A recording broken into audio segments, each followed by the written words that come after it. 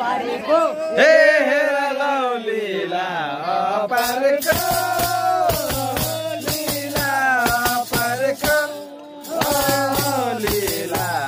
अपारको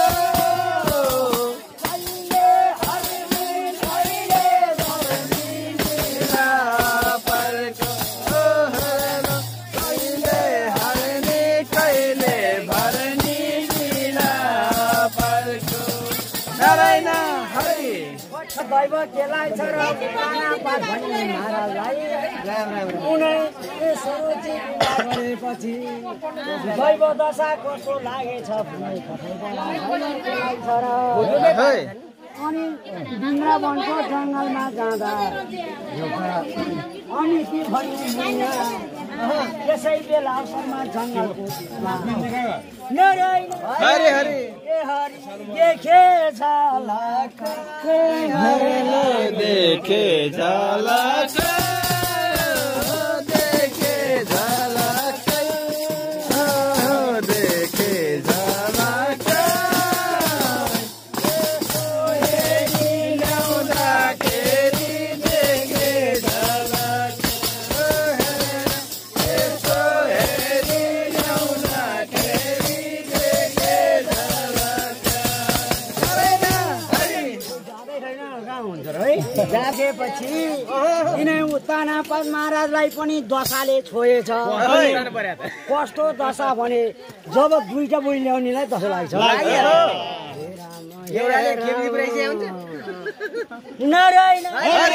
ए बाबु छोयो दशाले हेर लौ छोयो दशाले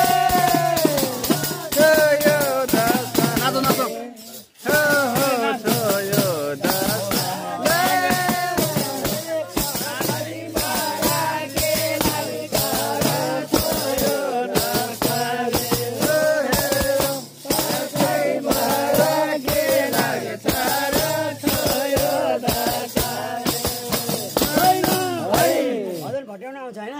छोयो त्यसै बेला अवसरमा सरासरी भएर अनि तिलाई किनै तानापात महाराजले के तिम्रो घर कहाँ हो हेर लौ तिम्रो घर कहाँ हो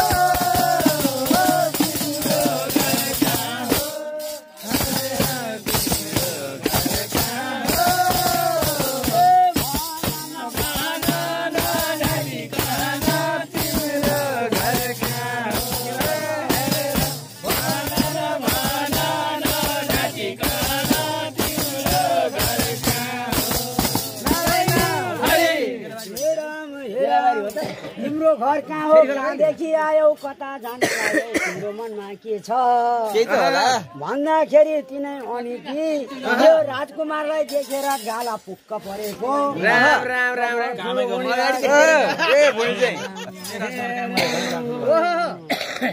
के भन्छ तिनै अनि तिले भने अवसरमा ए बाबु तिमी चाहिँ किन यहाँ लहर लहर आएको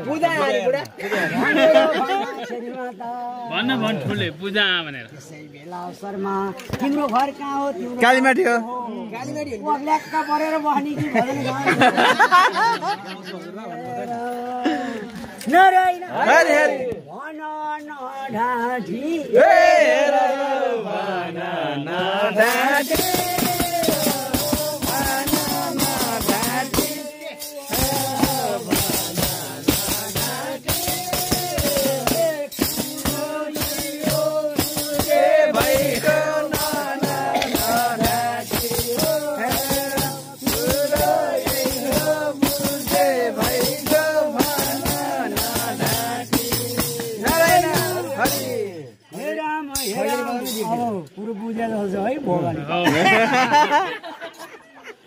भन्न त मैले अघि नै जाउँ भने दैव हरि दबाईले दैव लायो